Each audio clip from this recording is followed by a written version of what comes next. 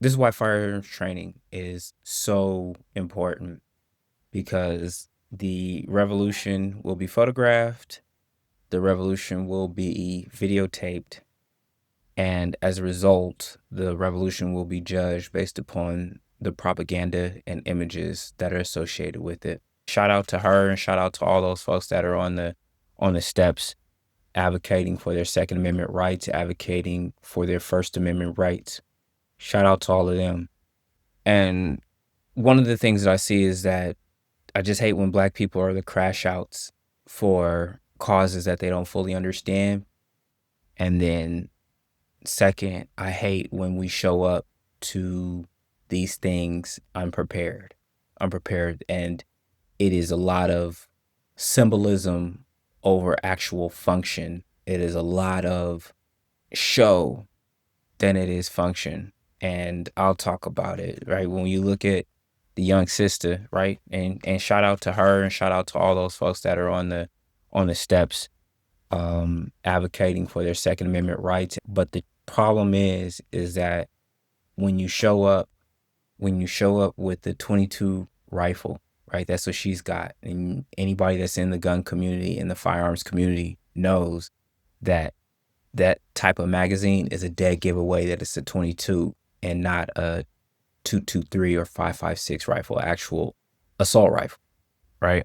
Then you see that she's got on a plate carrier, and the folks that you see there, they have on plate carriers with no plates, meaning that they have no actual ballistic protection for them. Maybe hers was maybe soft armor, maybe, but the guy next to her, nope. It's just interesting. It's very interesting because you'll see how we'll show up in a serious manner, right? But not know enough to be taken seriously by those that are serious about that are serious. And it's unfortunate. And how do I know? Because I've done it. In my early days, I had a plate carrier and I didn't have any plates in. But I didn't realize that, people who actually know, they know what it looks like for a vest to have plate carriers in it, and they know what it's like when you don't. Um, I've made those same kind of mistakes. And then when you take into the full gravity of what it is that you're doing, then you really get an appreciation for just how unprepared and unsafe you were and the environment that you're in, and that now it's time to take things seriously, take your safety seriously, and really invest in yourself, invest in your gear, invest in your training. Um, and then that brings a whole different mindset. It's no longer about form over function. It's about function over symbolism. It's about function over fashion. It's about function over any effery that might be going on. When you walk into that environment that you are literally putting your life in danger, and that there are people who want to see you hurt, that there are people who don't care about you, who think that you're the scum of the earth and that the world would be a better place with you no longer in it. I've been there. My social activism days in Baton Rouge, my social activism days in Shreveport, right? The state police had to come out, being out in Lafayette when the NFAC was doing their thing. Like, it's not a game. It's not a game. And this is why we have to be very serious about what it is that we're doing and recognizing that this is real life. There is no respawn and there is no restarting the game. Like, you're only given one, and you better be prepared. You better be prepared. I remember in Shreveport, them folks, we had to go and protect nonviolent protesters because the nonviolent protesters got ran up on by Confederate and Confederate supporters who had guns in their hands, coming across the street and ripping signs out their hands and things like that. And so the call got put out. Hey, this is what's going down downtown Shreveport.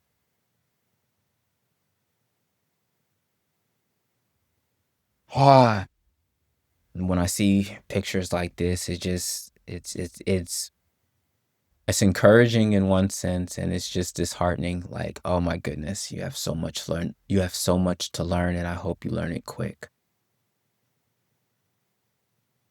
You'll see which parts are BS, and you got the heart to be out there, but the people that you fighting for don't.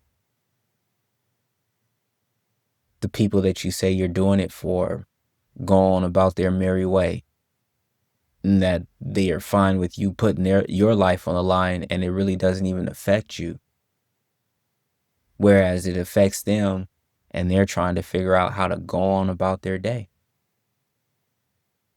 Every movement experiences that. Every movement experience. I don't care if you're white, black, Latino. I don't care.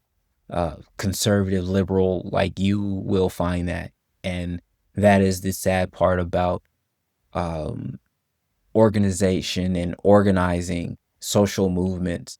And it's one of the reasons why uh, well-funded movements are so effective, because money talks, BS walks. And when you don't have money, you're just dealing with a bunch of volunteers. When you have money, you got people that you can hold accountable by utilizing money, by cutting off their funds. But that's a whole nother conversation. It's just, once again, I'm able to recognize it because I made the same mistakes myself. Full of vigor, full of, what do they call it? Piss and vinegar, full of piss and vinegar. Um, but not knowing, poo from Shinola. If you know, you know. But yeah, another interesting time that we're in this country, everything that's going on, and you know, we live in a capitalist society. Go get money. When it's time to be a revolutionary, that time will come.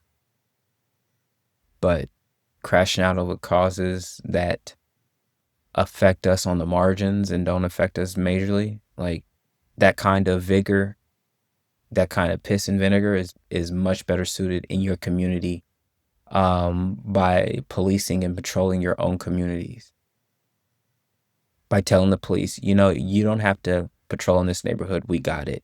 And if things become too heavy for us, we'll call you. We'll bring the people that we need to you that are too much for us to handle. Like, that's the most valuable. That's where you'll get the greatest bang for your buck.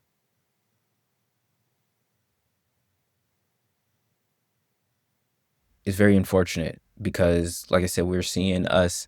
They're talking about we're stepping out because of ICE. It's like, bruh, stay out of that. Let that community's armed guard come out. Let them protest in an armed fashion. Let them do that. This reminds me of the NFAC. But yeah, I mean, I saw similar things with the NFAC. Similar things. A lot of show, a lot of show, and unfortunately, Grandmaster Jay is doing time in federal prison on BS charges, might I add, BS charges. Um, but still, you know what I mean? Just,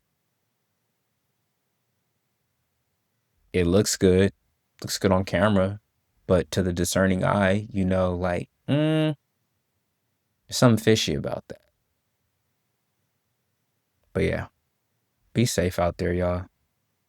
Be safe out there, and whatever you're doing, make sure it's worth it. Be blessed.